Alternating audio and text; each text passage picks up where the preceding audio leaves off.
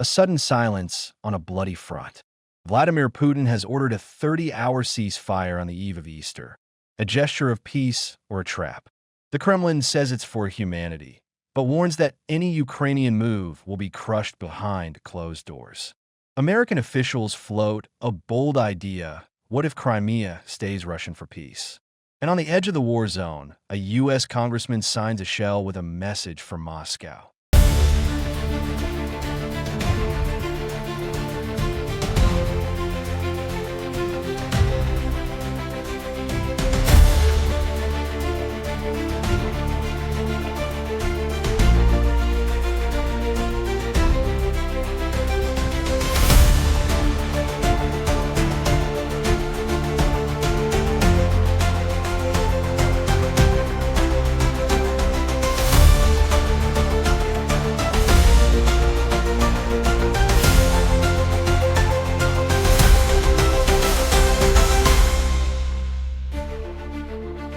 Russian President Vladimir Putin has announced that his troops will observe a 30-hour ceasefire from the evening of April 19th to April 20th.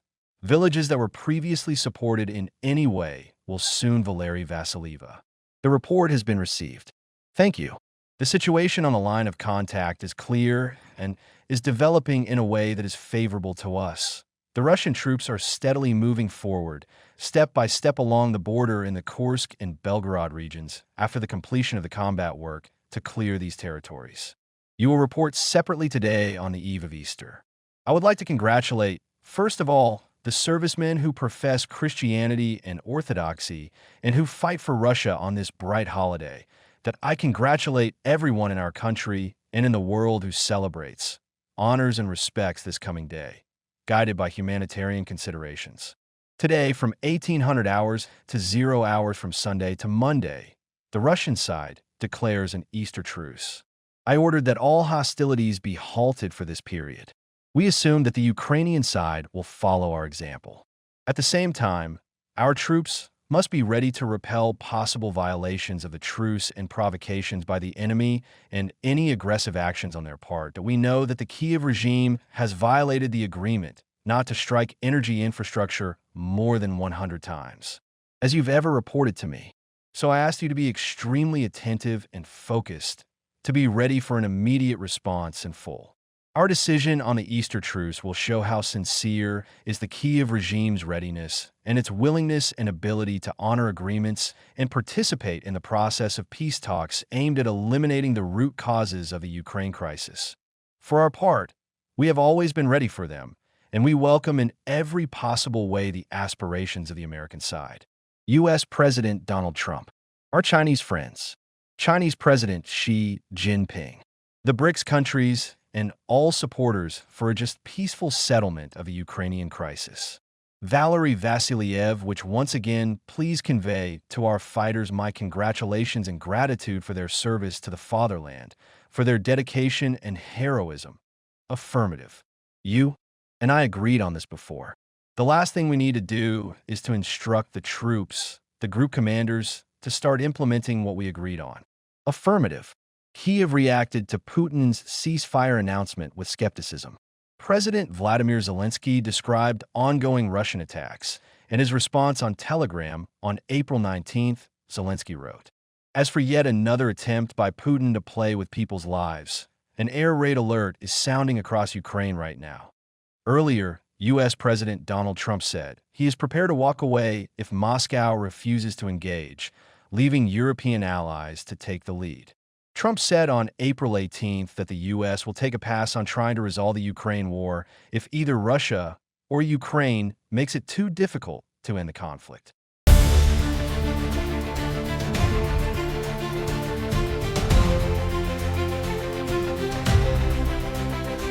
For some reason, one of the two parties makes it very difficult. We're just going to say you're foolish, you're fools, you're horrible people, and we're going to just take a pass. But hopefully we won't have to do that. No, Marco's right in saying it. We want to see it end. I think I see that enthusiasm. I think I see it from both sides. Do you think Russia's playing you? No, nobody's playing me. I'm trying to help. This was Biden's war. By the way, By me getting involved, they'll say, "Oh, the Trump. This is not Trump's war. This is a war that should have never happened." We are going to see if we can get it done. I think we have a really good chance of getting it done, and it's coming to a head right now. Meanwhile, the Wall Street Journal reported that the U.S. shared a draft concept for monitoring a potential ceasefire in Ukraine with European and Ukrainian officials in Paris.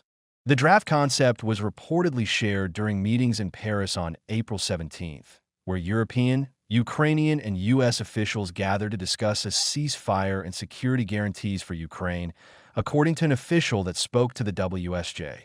The U.S. indicated that it has developed a draft concept for how a comprehensive ceasefire between Ukraine and Russia might be monitored if one can be achieved. The official did not share details on the content of the draft.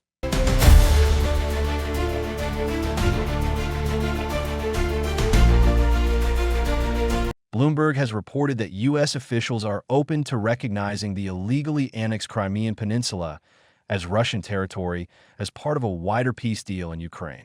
American news outlets, citing sources familiar with the matter, said that acknowledging Moscow's control over the region on the Black Sea, which was seized by force in 2014, was part of a draft framework proposed by U.S. diplomats. The proposal could also mean freezing the war along current front lines, leaving parts of eastern and southern Ukraine currently under Russian military occupation in Moscow's hands. CNN wrote that while the plan is at this stage incomplete, it was shared with European and Ukrainian officials during talks in Paris on April 17th. It was also disclosed to Russian Foreign Minister Sergei Lavrov during a phone call with U.S. Secretary of State Marco Rubio, with little progress being made in peace negotiations.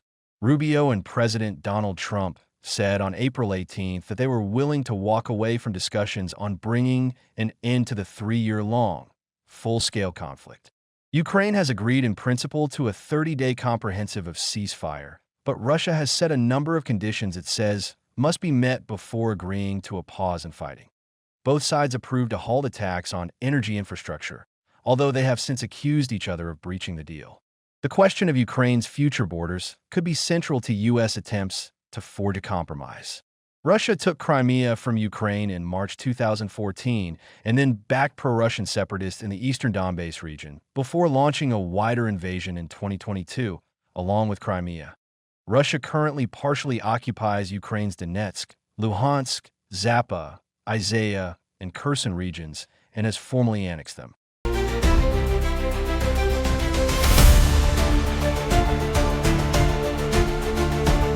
A move unrecognized by the international community following his meeting with President Vladimir Zelensky in Kyiv. U.S. Congressman Ryan Fitzpatrick, a pro-Ukraine Republican representing Pennsylvania, visited Ukrainian troops near the front line in a post shared on Facebook.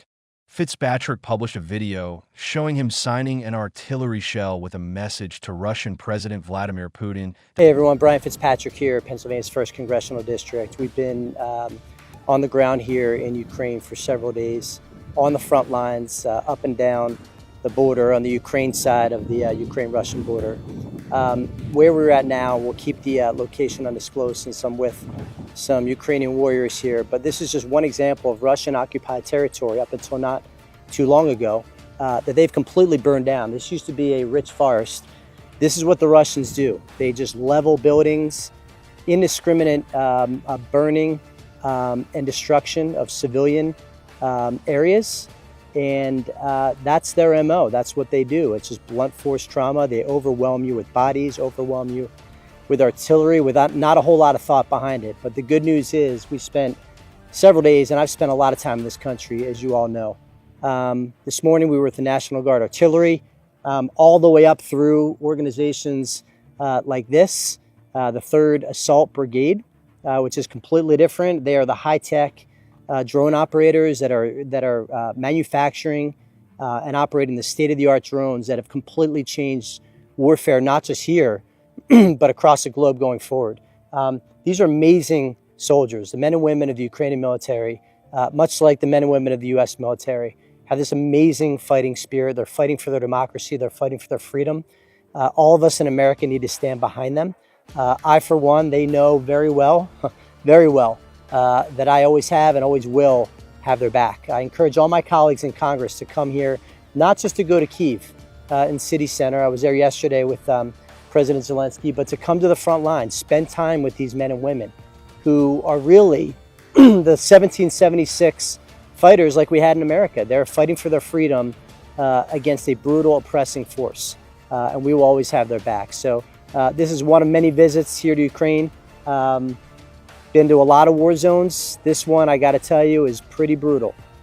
This morning, along a separate section of the Russian border that we were getting shelled. We were also doing some shelling as well. We were getting tracked by drones. We had to do an emergency evacuation.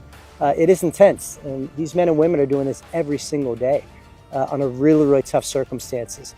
But they're doing it for one reason, because much like Americans love their independence, Ukrainians love their independence, and they're fighting hard to win it back. Thank you, and God bless.